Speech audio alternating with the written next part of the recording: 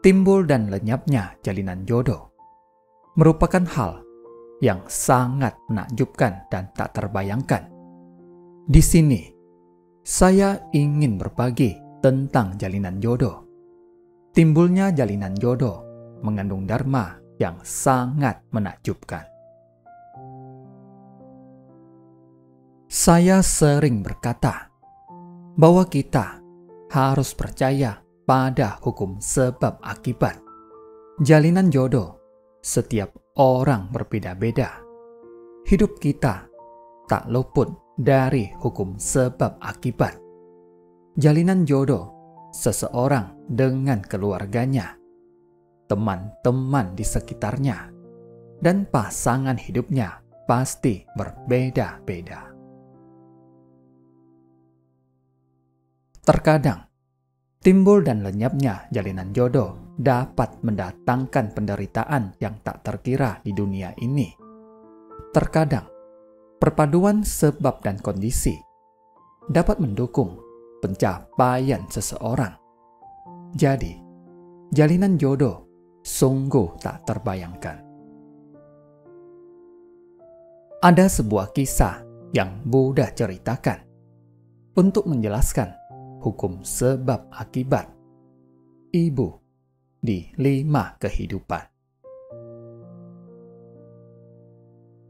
Ada seorang anak yang baru berusia 7 tahun, tetapi terus merenungkan bagaimana dia terlahir di dunia ini dan kemana dia akan pergi setelah hidupnya berakhir. Dia terus bertanya-tanya akan hal ini. Dia membicarakan hal-hal yang berbeda dengan anak-anak seusianya. Suatu hari, dia memohon pada ibunya untuk mengizinkannya pergi mencari kebenaran. Ibunya merasa sangat tidak rela, tetapi tetap mengizinkannya pergi. Anak ini pergi kemana-mana untuk mencari guru yang bijak. Beberapa hari kemudian, dia bertemu dengan seorang arhat yang melatih diri di tengah pegunungan. Dia memohon kepada arhat ini untuk menerimanya sebagai murid. Arhat ini merasa bahwa anak ini cukup unik dan menerimanya dengan gembira. Anak ini sangat tekun. Dia bersungguh hati mendengarkan setiap ajaran gurunya. Dia juga merenungkannya secara mendalam. Beberapa tahun kemudian, saat anak ini sedang bermeditasi, gurunya melihat senyuman di wajahnya. Usai melakukan meditasi, gurunya bertanya padanya, "Tadi, saat melakukan meditasi, mengapa kamu tersenyum?" Anak ini menjawab, "Saat sedang bermeditasi, saya melihat 5 ibu saya di kehidupan lampau. Di salah satu kehidupan saya meninggal dunia beberapa hari setelah dilahirkan, sehingga ibu pertama saya sangat menderita. Di kehidupan lainnya, kedua orang tua saya sangat mengasihi saya. Namun, beberapa bulan kemudian, saya meninggal dunia. Kemudian, saya terlahir kembali. 10 tahun kemudian, saya meninggal dunia. Ibu ketiga saya sangat sedih karenanya. Di kehidupan lainnya lagi, saya hidup selama 20 tahun.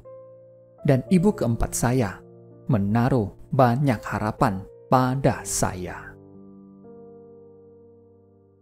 Namun, ketidakkekalan tiba-tiba datang dan saya meninggal dunia. Hati ibu saya ini bagaikan diiris pisau dan ditusuk jarum. Ibu saya di kehidupan sekarang adalah ibu kelima. Saat berusia 7 tahun, saya memohon pada ibu saya untuk mengizinkan saya pergi melatih diri. Ibu saya merasa sangat tidak rela.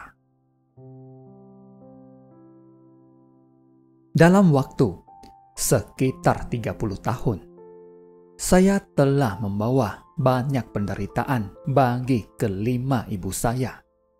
Semua ini terjadi karena timbul dan lenyapnya jalinan jodoh.